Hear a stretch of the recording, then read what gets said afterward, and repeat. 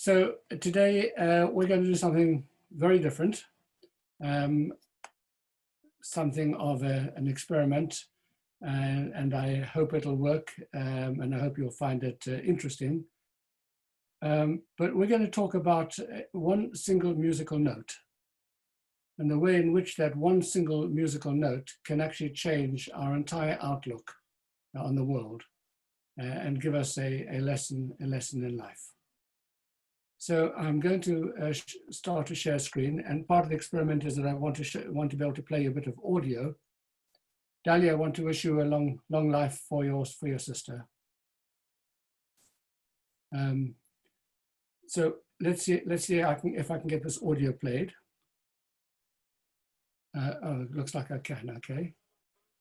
So I'm going to pick up this over here first, and I'm going to talk to you about trope or trop. What are trope sounds? This is talking about the way in which you read the Torah. So a set of symbols above and below a Hebrew text indicates how to pronounce its words. So we're completely familiar with vowels. So all the red items, the red over here are vowels. Va-yo, mer, lo, yi, ka, vu, ha, ma, yim, and that's how you learn how to pronounce words.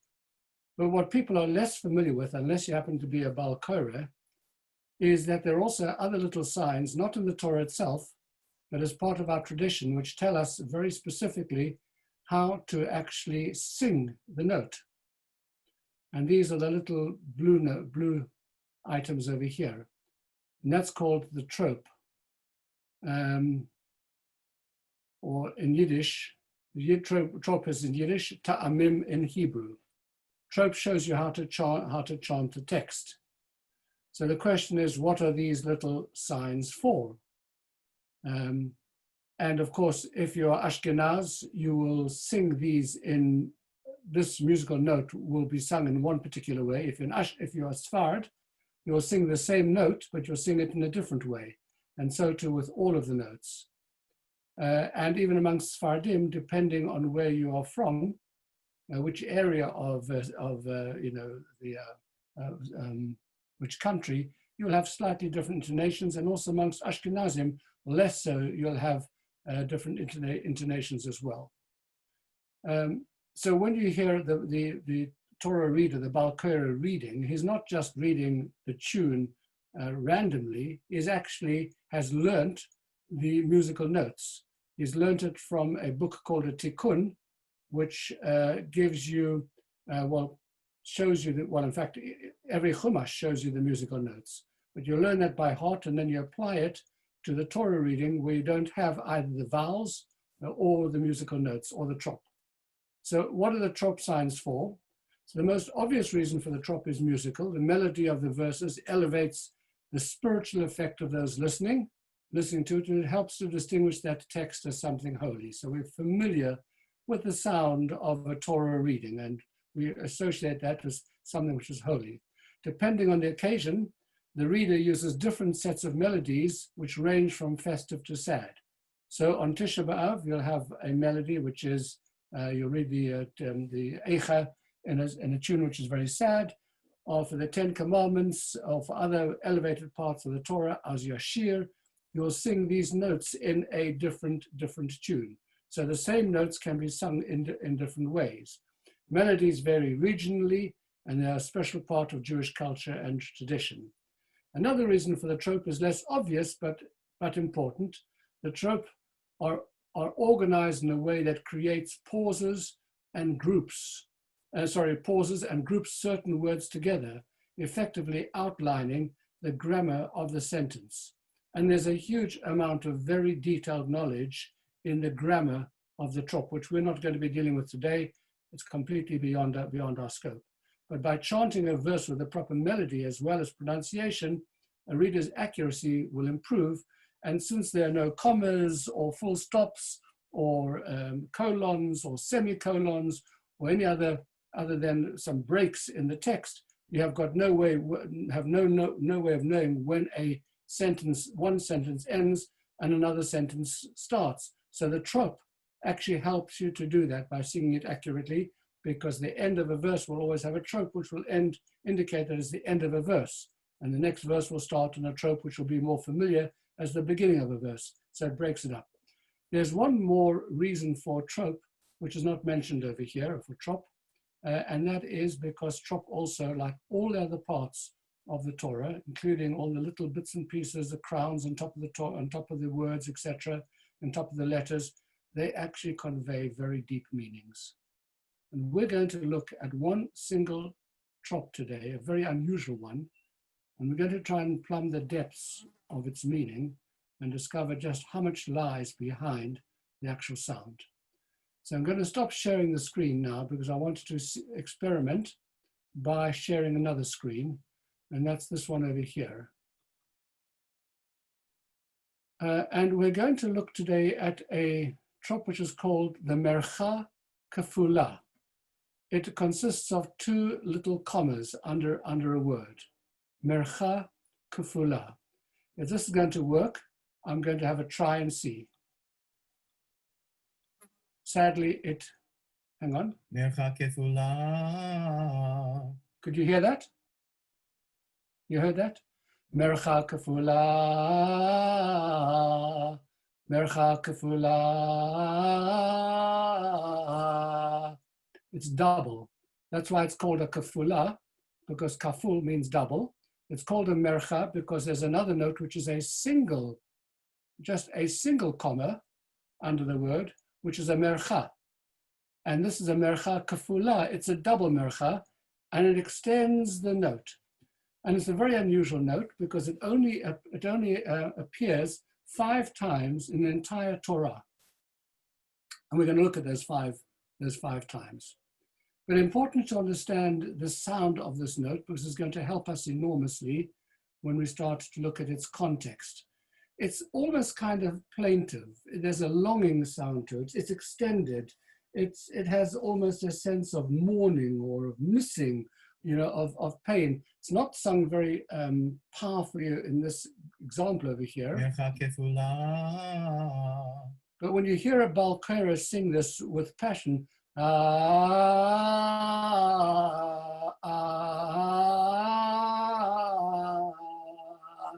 you can hear the kind of like longing in the morning, something in it. There's something about this note that makes it different to all of the others.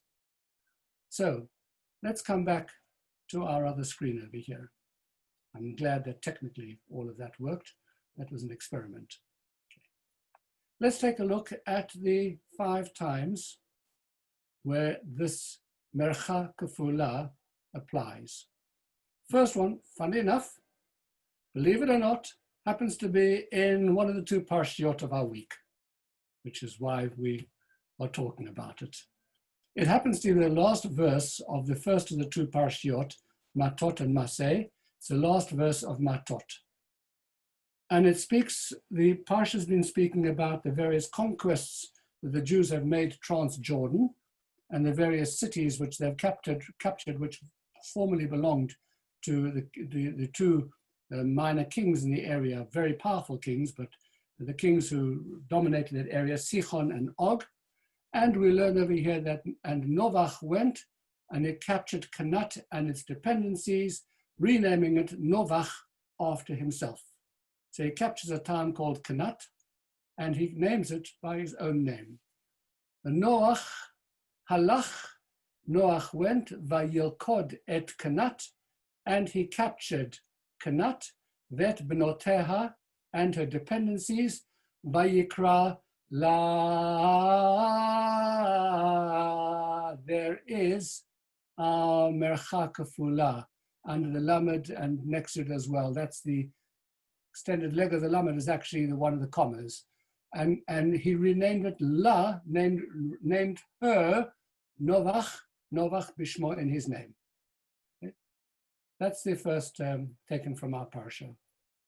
Back in Toldot and Bereshit, you remember the occasion, of course, when Yitzchak is elderly and is blind, and he sent Isaac out to get him some lovely piece of venison, to hunt him some venison, and to bring back the venison to him etc. In the meantime, Jacob, under the instructions of his mother, has dressed up in skins, etc. And he comes before Yitzchak, and he wants to offer him some of the meat. He's impersonating Esau, and Yitzchak doesn't know it. So Yitzchak says to him, serve me and let me eat of my son's game, that I may give you my innermost blessing. So he, that is to say Jacob, served him, that is to say served Yitzchak, and he, Yitzchak, ate, and he, Jacob, brought him wine, and he, Yitzchak, drank. Okay, that's the context. Vayomer, and he said, Hagisha li, come close to me, or sorry, serve me. Hagisha, or come close to me. V'ochla, and I shall eat. Mitzaid b'ni, from the hunting or the venison or the game of my son, thinking that this is his son. Leman tavarechacha, in order that I shall bless you. Tavarechacha nafshi, in order that my soul shall bless you. V'yigash lo, and he came close to him. Vayochal, and he ate. V'yava lo, and he brought him yain vayesh, wine, and he drank. There is a mercha kafula for the second time. Got it? Shmini, in the book of Vayikra, this is the moment when Nadav and Avihu, the two sons of Aaron, bring their unauthorized offering, incense offering before God with dramatic effect. Now Aaron's sons, Nadav and Avihu, each took his fire pan, put fire in it, and he laid incense on it, and they offered it before the Lord, alien fire, which he had not enjoined them. V'yikchu v'nei Aaron, Nadav Avihu, and the sons of Aaron, Nadav and Avihu, ishmach tachta, each one took his pan, v'yitnu v'hen eish, and they placed in it fire, v'yisim alei ketoret, and he placed incense on top of it, v'yikrevu lifnei Hashem, and they approached before God, eish zara, a strange fire, asher, there we are, the third time, lo, that was not commanded to them. There's our third mercha kafula. The fourth one is in Shemot, when after the everybody the Jews had been building with straw that was given to them. The straw has now been taken away from them. They have to actually run around and find the straw as well. It is very, very hard. And so the foreman of the Israelites come to Pharaoh, and they cry out to Pharaoh, Lemor, Lama, and this time we've got the word ta'aseh. Ta'aseh, why have you done this why have you dealt in this way to your servants? The last one for us, the fifth one, is in Parashat Shelach. Why is the Lord taking us to the land to fall by the sword? This is after the decree, after the spies have returned and they're given a bad report on the land. Everybody is terribly distressed and they want to go back to Egypt, and they say, why is the Lord taking us to a land just to fall by the sword? Our wives and our children are going to be carried off. It would be better for us to go back to Egypt, and Halo Tov, would it not have been better for us to go back to Egypt? There are the 5 mercha kafulas in the Torah. I'm sure I've managed to bore the pants off you. Well, I'm just going to close the door over here because there's somebody doing gardening next door and it's making a lot of noise, so excuse me for a moment.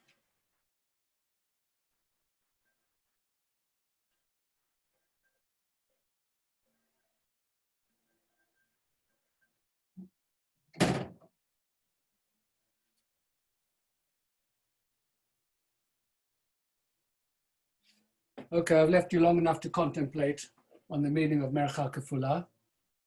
The last two over here are pretty well easy to understand. You can understand them from the context, actually, of the verse itself. Because if the sound of the Mercha Kefula is one of yearning or of a sense of mourning, a sense of sadness, that fits very nicely with these two contexts over here. The first one over here, this one over here in Shemot, when the Israelites come to the cry to the Pharaoh, why have you done this to us? Why have you done this to us? Why are we in such pain? You can hear the Mercha Kefula is telling you the meaning of the word. Ta'aseh, why have you done it? And similarly, when we look at Shalach over here in relation to the complaint of the people, and they say, thinking about the land they've come from and the situation they're in now, Tov land, it was much better for us in Egypt, much better for us in Egypt. I wish we were back there again. And we feel the pain of being where we are. You can understand the meaning of Merchav Kefula from the context of the verse. So we have no difficulty in understanding why in these two examples, these words are Merchav Kefula, because the note and the music itself gives us a sense of the meaning of the word. You feel the pain, you feel the anguish, you feel the longing, everything which is contained in the actual sound of the verse itself. Much more puzzling, however, are the other three examples.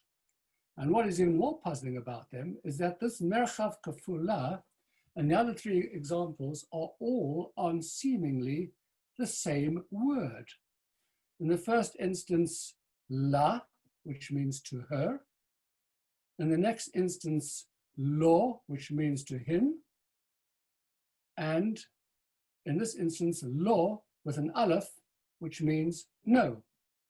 But they're all pronounced in exactly the same way, lo and la as the feminine form. And there's no sense whatsoever from the context of these verses, unlike the other two that we looked at, as to why this should be a Merchav Kefula. So we're going to have to turn to a little bit of Zohar Kabbalah to find the answer. Not that I'm a Kabbalist, by the way, but this is a piece which was noted in the writings of a very well-known Kabbalist, Rebbe Levi Yitzchak Schneerson, who happened to be the father of the Lubavitcher Rebbe, who was a very great Kabbalist and wrote some notes on the Kabbalah, which was subsequently discovered after his passing. He died in exile. As it happens, he was the chief rabbi of Yekaterinoslav, which in 1917, after the revolution, was changed in its name to be known as it is today, Dnepropetrovsk in the Ukraine. And he wrote some notes on a little piece of Zohar, which kind of like opened this whole subject for us, of which I have limited understanding, but enough to be able to share, I hope, with you today, something that is significant and actually becomes quite personal as well. Here is a piece of Zohar on which we are going to comment. It's the Zohar. Zohar, of course, is one of the major works of the Kabbalah. Anybody under the age of 40? Please leave the meeting, okay? Health warning. Not supposed to study the Kabbalah until you're 40 or over. I can see everybody vacating straight away. I never realized that so many of the participants in our shir today are under the age of 40. I'm going to read it to you in the actual Aramaic because that's what Zohar is written in, but you have a English translation over here, okay? But it's quite easy.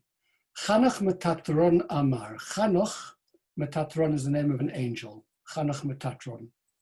The angel says as follows, V'yaveh lo yayin, and he brought him wine.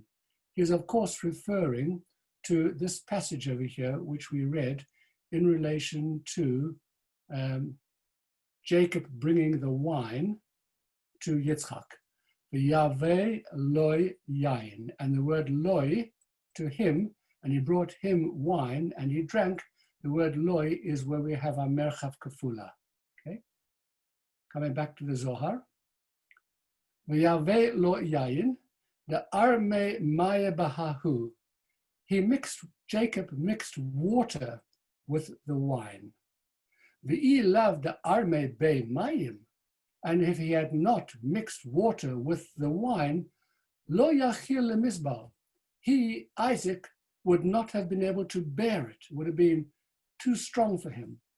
V'shapir amar Chanach Metatron, and comments Zohar, and Chanach Metatron commented very well. This was a good observation.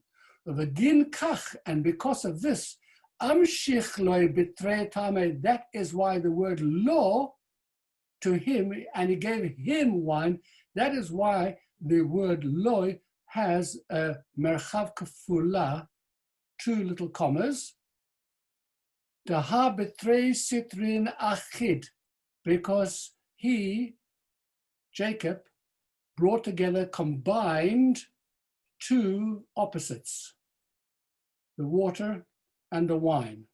And so the double note, one is representative of the water, one is representative of the wine, and he combined the 2 together, and that is why you have the merchav kafula. How do you like that? Okay, go and put that in your pipe and smoke it. See if you can understand what he's talking about. It's Kabbalah, okay? And it continues, by the way, he says over here, that wine, since he's connected to both, so that's the reason why the word him gets drawn out longer with the double cantillation mark when pronouncing it, meaning the double merchava as mentioned above, since he is connected to both directions, to the right and to the left.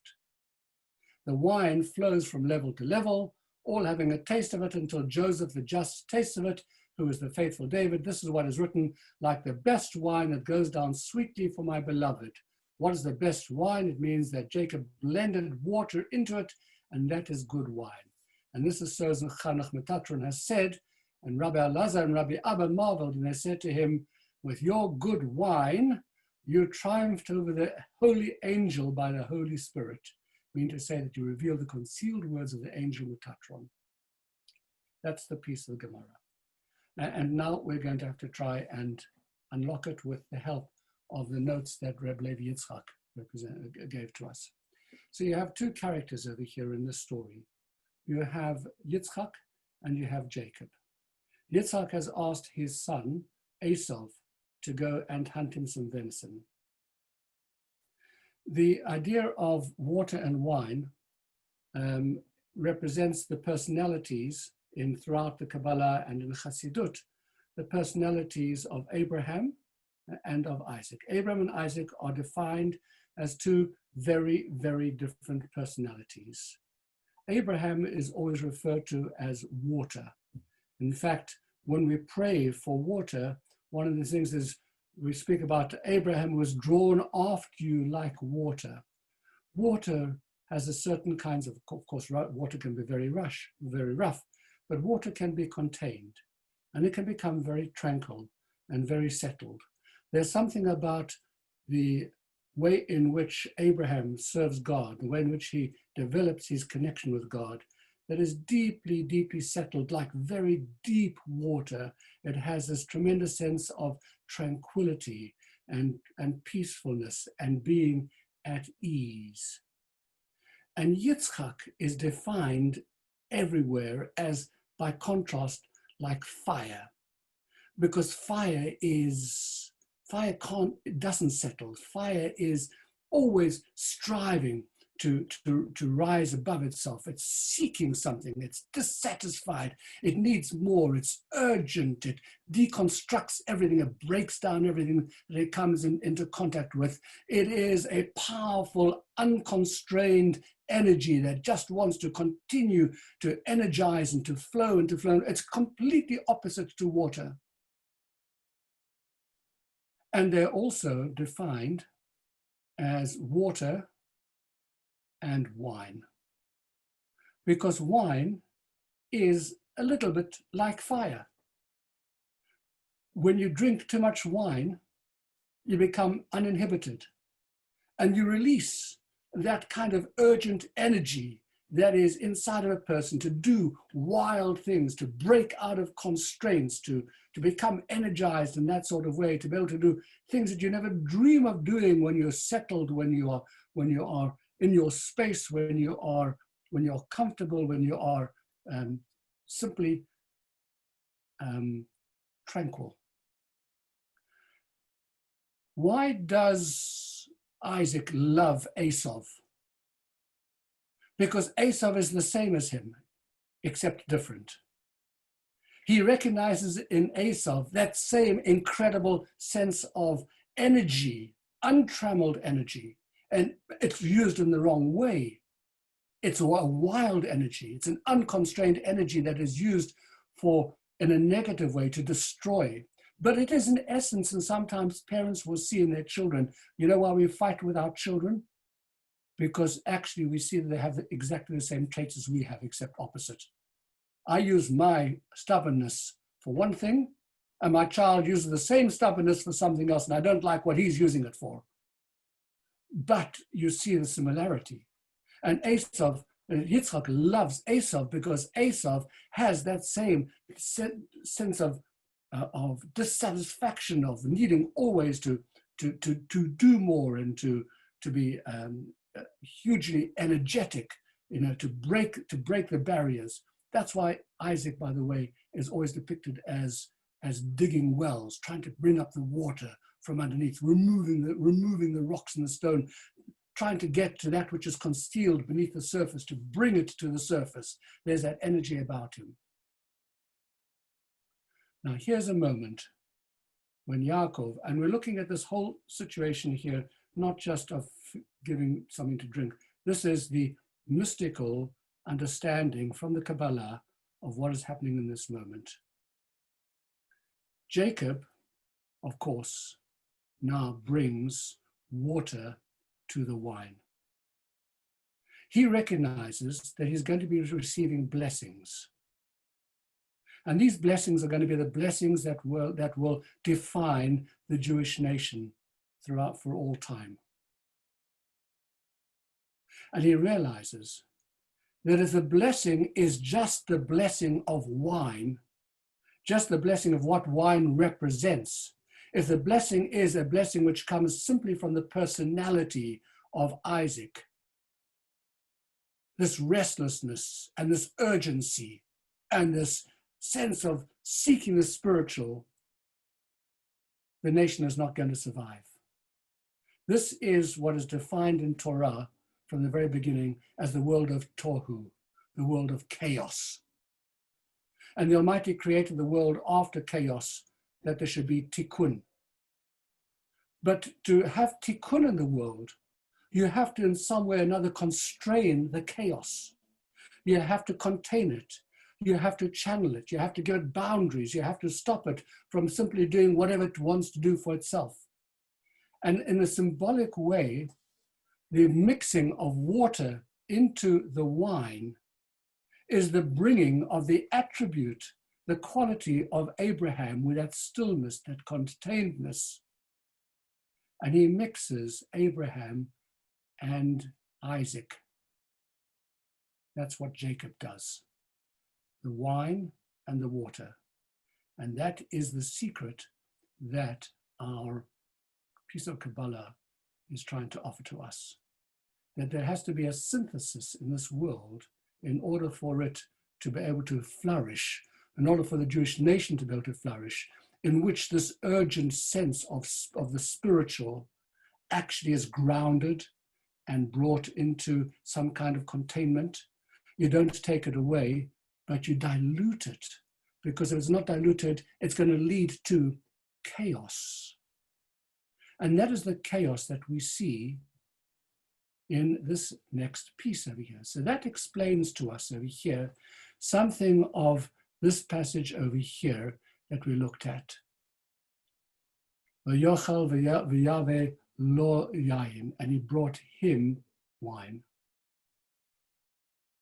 Let's come to Nadav and Avihu. What's happened with Nadav and Avihu? This law is to him. This law means no. To understand Nadav and Avihu, we need to look at Rashi.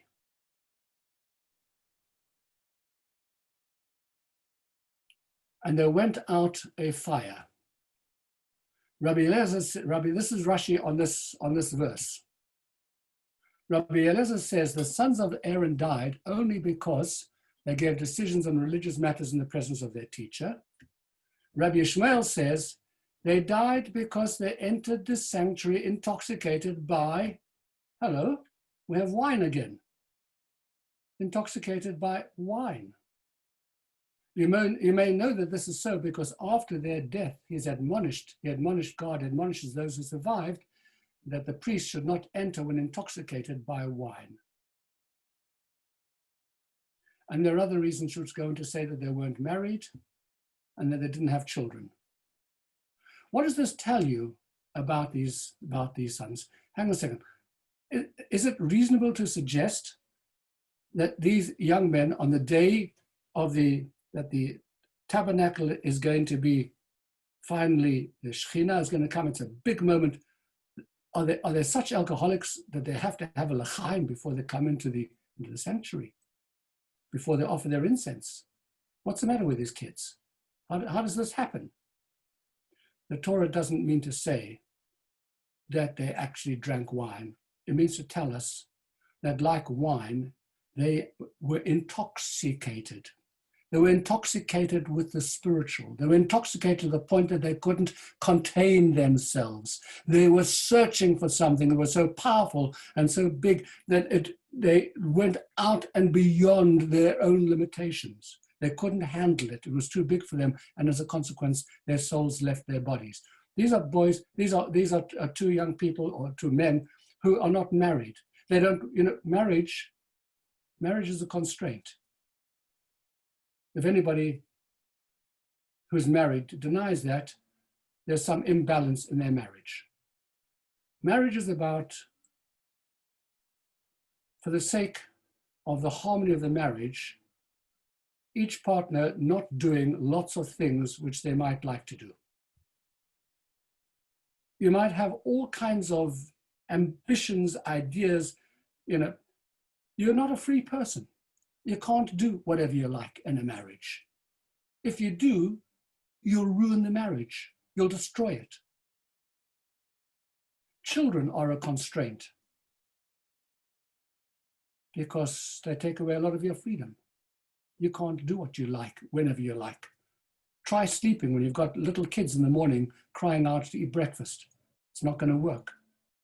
So the whole imagery over here of Nadav and Avihu are people who are seeking beyond constraint, beyond limitations. They are just like Yitzchak. And therefore, says Rabbi Shlomo, it's as if they are intoxicated with wine, which has taken out all of the inhibitions, which has created a kind of chaos or wild inside of them. And the result of that is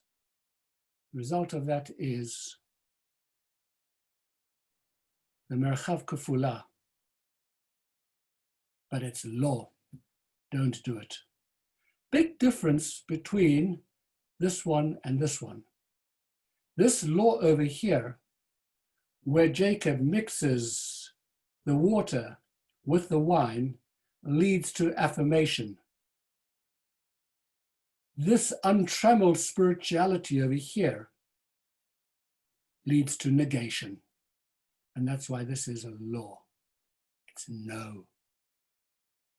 You can't do it. Don't do it. That merchav kefula, which shows us the yearning, the untrammeled yearning, the desire for chaos, the desire to go beyond, it leads to law. Don't go there. It's not a good space for a Jew to be in. We don't go for that kind of spirituality. It's not grounded. It hasn't been mixed with water. It hasn't had balance. It's lopsided. And it's going to lead to disaster, as it does in this instance. We come to our third instance over here. Novach, a man called Novach goes out and he captures Kanat, Vayikra La, and he calls her, the city, Novach Bishmo, Novach in his own name. Once again, we'll turn to Rashi, who tells us some very interesting things about this. But before we do that, I just want to mention to you something about this person's name. It is a very unusual name, Novach. Of course, lots of names in the Bible are very unusual. there's lots of names which we don't use for our children these days. But the reason why Novach is unusual because it means a barking dog. Navach in Hebrew means to bark. Here is a man who goes and captures a city who is called, if he was an Indian, barking dog. It is a little bit strange. And by the way, the symbolism of a dog in Torah is Kelev, in Hebrew, is kulo lev, means all heart. It's when, what does a dog bark? Why doesn't somebody say to the dog, don't be stupid. You don't want to bark. You often hear owners calling out, oh, shut up, Roger, stop barking. There's no need to be barking. The dog doesn't buy that story. The dog barks because it needs to bark. It's not driven by intellect. It's driven by emotion alone. The other interesting thing about Novach is that the gematria of his name, Nun, Bet, and Chet. Nun is 50, Bet is 2, Chet is 8. So the gematria of his name is 60. 60 is the symbol of power in Judaism. How do we know that? Because we have a verse in Proverbs which reads as follows. Song of Songs. Hine mitatosha Shlomo, behold, Shlomo Melech's bed has shishim giborim saviv, 60 mighty men surrounding it. Gibor Israel, amongst the warriors of Israel. That's his God in a symbolic sense. All of them are trained in warfare, skilled in battle, each one with a sword on a thigh because of terror by night. So although we don't know very much about Novach in terms of a description in the Torah, putting these two pieces together, his name plus the gematria, which represents power and might, we get the impression that he is a conquering person. He is a person of high emotion. He goes out and he just conquers and he captures the city and he names the city after himself. Again, there is this absolute energy that we're talking about, power, real power. It is military power in this instance, it's physical might. Yeah. And then something happens. And Rashi tells us what happens. And he called it Nova. The word la has no mapik in the hay, as the word la to it usually has. Let me explain this for a moment. Lo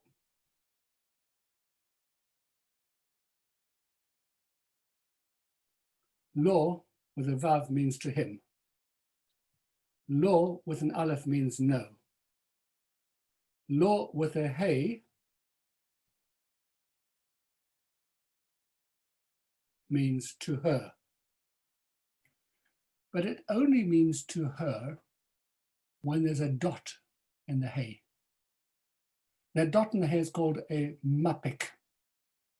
And if you listen to a Baal Koreh reading very, very carefully, you will hear him read this word not as la, but la. La. In other words, making that hay a little bit harder because it has a dagesh, it has a dot in it. And when it means, when you have la with a mapik, it means her. Come back to Rashi. Unusually, most unusually, this, and he called her, the city, by his own name, doesn't have a mapik in it. So it doesn't mean call her. The city, of course, is feminine. So we'd call a city la. Okay? Come back to the Rashi for a moment. There's no mapik in the hay, as it normally has. Now, I've seen following in the work of Rabbi Moshe Hadarshan, who's somebody who Rashi refers to quite often, because this name did not remain permanently to it, and therefore the letter hey is weak. It's without a mapik. And the implication of the explanation is that the word la is the same as lo, not. So what he's saying is, when you look at this verse again, He's given an entirely new interpretation of this verse. And Novach went and captured Canaan and its dependencies and renamed her Novach, after himself.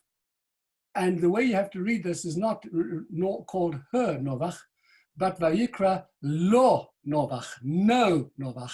Novach is no. Reason why it's no is because the city didn't last. This act of conquest didn't work out well. He wanted to earn, he had no children, and therefore he wanted to make his name known for all time. But there's something flawed in this man. There's too much violence. There's too much power. It's not constrained, it's not constrained, it's not contained, it's not bounded. There's wine, but there's no water. And as a consequence, it doesn't last. It's another law. Just like you have the law of the sons, Nadav and Avihu, of Aaron. That becomes a law as well. So the only time law is not a no is in the one instance where we have Jacob mixing water together with the wine. And that is the story of these three mapiks, these three Merchav Kefulas. And the question now is, what does it teach us?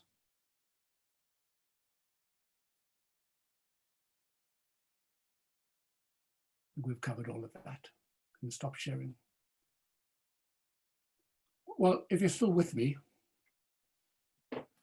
I think that there is something really quite significant to learn from this little exposition, if I've understood it properly.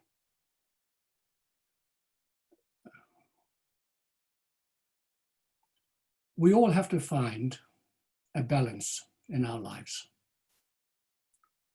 And that balance is really the balance of water and wine, or what they represent, or water and fire.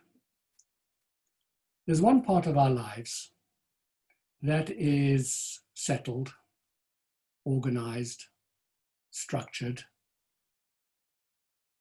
There's another part of us, all of us, which is creative and energetic. Really powerful forces inside of us. And holding the two together and finding the balance is not always easy in life. Most of the things which go wrong in our lives, in our marriages, in our careers, is because in our mental states, is because we get the balance between the two wrong. In one of two ways. Either we are so much water that our lives become simply boring. It's regular. It's the same thing time and time again. Routine is killing. I get up and I do the same thing every day. I daven the same shachrit, mincha, and mariv. I do the same work. I see the same people. I'm married to the same woman. There's nothing exciting in my life. There's nothing that energizes. The creative spirit which I might have had as a younger person has been all but extinguished because the pressures of life and because the demands of marriage, if one is married, the demands of one's work, demands of simply sticking with work. I've heard from so many people in the last period of time about people who are in jobs which they're simply staying with because they need to earn a living. But there's no real energy in it any longer. Particularly I hear from people who have been in banking, that lots of people went into investment banking because it was truly exciting. There was risk-taking.